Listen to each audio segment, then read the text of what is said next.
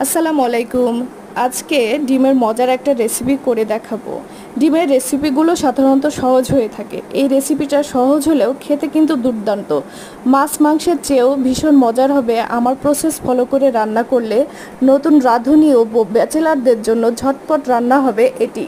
প্রথমে একটা fry pan নিয়ে তাতে পেঁয়াজ কুচি দিয়ে লাল করে ভেজে নিয়ে অ্যাজ ইউজুয়াল আমরা যে মশলাগুলো দিই আদা রসুন বাটা হলুদ মরিচ সব দিয়ে দিবেন। এখানে আমি একটু ক্যাপসিকাম অ্যাড করেছি, টমেটো অ্যাড করেছি। করার পরে মশলাটা ভালোভাবে কষিয়ে নেবেন। নেওয়ার পরে এর মধ্যে একটু পানি দিয়ে দিবেন, দিয়ে একটু তেজপাতা দিবেন, একটু গরম মশলা দিবেন, দিয়ে ভালোভাবে মশলাটা আবার কষিয়ে নেবেন।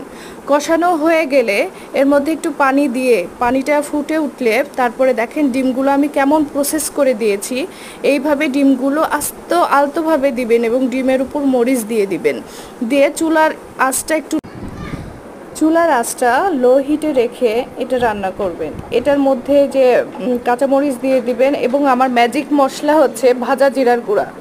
দেখেন দেখতে কি লোভনীয় হয়েছে। এটা দিয়ে ভাত এক প্লেট